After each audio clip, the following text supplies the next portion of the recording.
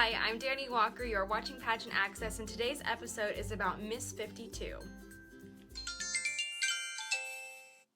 Some of you requested that I do a video about Miss 52 and what is it. So Miss 52 is this promotional contest that Miss USA put on this year, and basically they were searching for a 52nd contestant to compete at Miss USA. This could have been any girl, and the way that girls entered was by submitting photos or videos on Instagram, and it might have been on Twitter and Facebook as well. I'm not exactly sure, but I know on Instagram, and they were telling people why they wanted to be Miss 52 and why they should compete at Miss USA. And people had really mixed reactions on it because they were marketing it in a way that any girl could do this pageant and any girl can come and compete, and we want real girls. And I feel that so many people have this real want and real desire to see a girl that they look like. And I want to compare that to the whole Barbie doll situation. So for years, so many people were upset that Barbie was so perfect and that her measurements were unattainable in real life. People have recreated Barbie's measurements and proportions and transferred that over to the equivalent of a real person, and no person could actually still be alive while maintaining Barbie's proportions, and it was completely unrealistic. And there's this whole issue over the years is that bad to show our young women? So Barbie now created all of these Barbies that look like all different types of women. There are short Barbies, there are extra tall Barbies, there are plus size Barbies, there are petite Barbies, there are all of these different Barbies. And I think that that's what a lot of people want to see at Miss USA. We don't just want to see the super fit Barbie dolls on stage, because every woman in America does not look like that. I think that that's going to be a very tall order, because all of these women get to Miss USA by competing at a state pageant. The competition is tough. And the thing about it is you can be physically fit, beautiful, intelligent, and confident at the same time. I think that there is at least one girl in every state that competes in their state pageant that does fit those requirements. So when you see that girl on stage and when you meet her, how do you not pick that girl if you're a judge? I would pick that girl. Obviously, she looks like the queen. She has all of the characteristics of a queen. Why not send her to Miss USA? I think it would be hard for a judge to pick a plus-size contestant, to pick an extremely short contestant, when you have a contestant that competes equally as well, who has all the bells and whistles. So I think it's really only human when you're judging pageants to pick the things that you like. And I think it's very unfair to say that the girls who are tall and thin and beautiful and all of these things for some reason aren't real and they're not realistic. But I can still understand everybody else's point of view saying we want title holders that look like us, title holders that look like the average girl. And the girls that we see at Miss USA and at Miss America are not your average girl. They're not. But also I think that's one of the reasons that they're at Miss USA. They're outstanding young women. They're incredible. And I think that they have every right to be called role models and to be looked up to.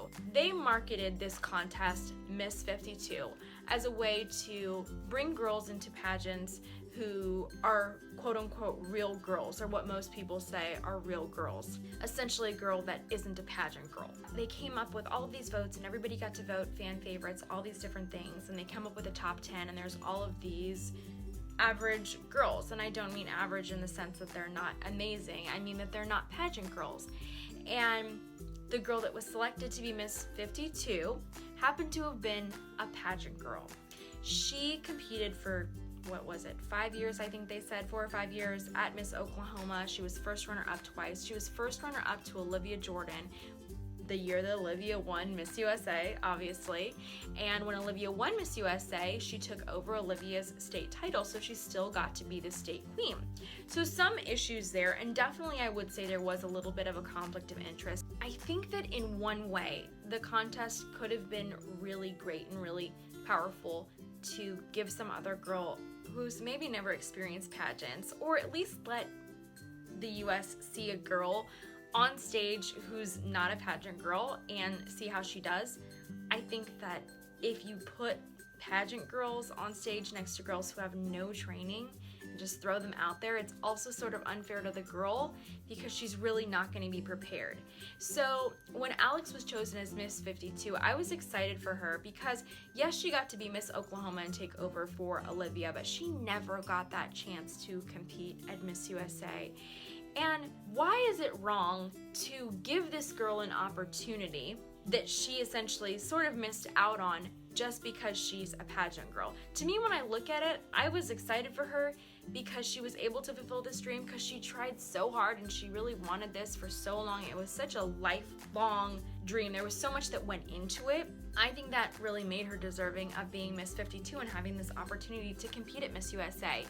Instead of choosing a girl who saw a contest on social media and thought it would be cool. Like I said, I can see both points. I think it's great if we're looking at it from the standpoint of allowing a quote-unquote real average girl, however you want to put it.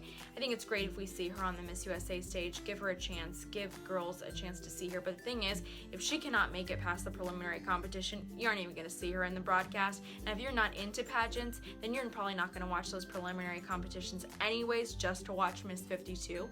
So I wasn't thrilled about the contest itself. I don't think it was anything truly groundbreaking because I believe that Miss America did something very similar several years ago. One thing though was that it was on such short notice. If you're gonna do a contest like this, it should be done months in advance. So then the girl has a lot of time to prepare for Miss USA so she could have a really great chance up against all these girls who did work and who did take home those state titles. So that was the other thing to me. I thought it was a little bit unfair really and a disservice to Alex that she didn't get anywhere near the amount of time that the other contestants got to prepare for the pageant. Granted, it didn't hurt that she was already a title holder for USA in the past, but I think it would have been a little bit more fair if whoever won Miss 52 was able to actually prepare in the same way, in the same capacity that the other contestants are allowed to compete, if they are supposedly supposed to be equal and all given a fair chance.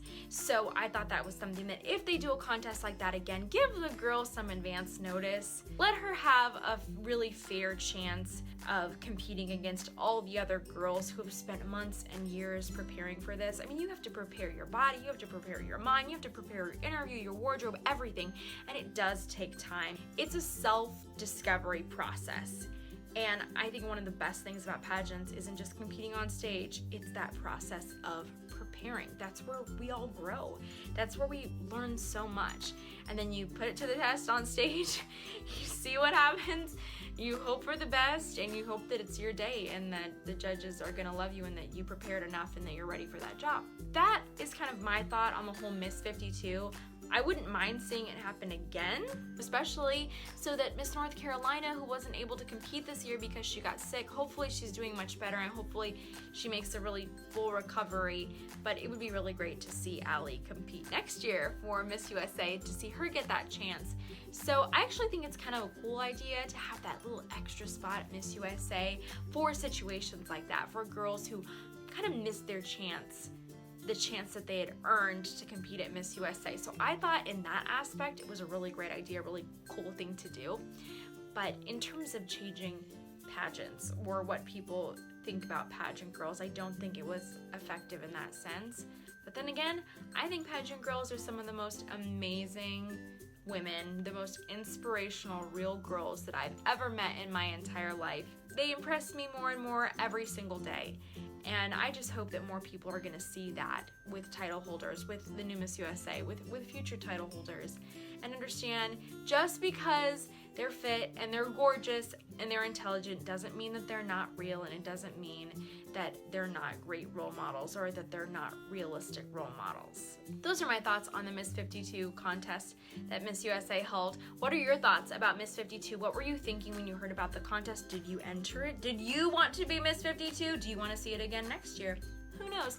Leave those in the comment section below. Be sure to subscribe to this channel. I do weekly episodes all about pageants, and I take requests for videos. I always try to do my best to get back to everybody and respond to comments, so please be patient if I haven't responded to yours yet. Keep watching the videos, keep liking, sharing, all that stuff. I really appreciate it, and also be sure to follow me on all my social media. Thank you guys so much for watching this episode.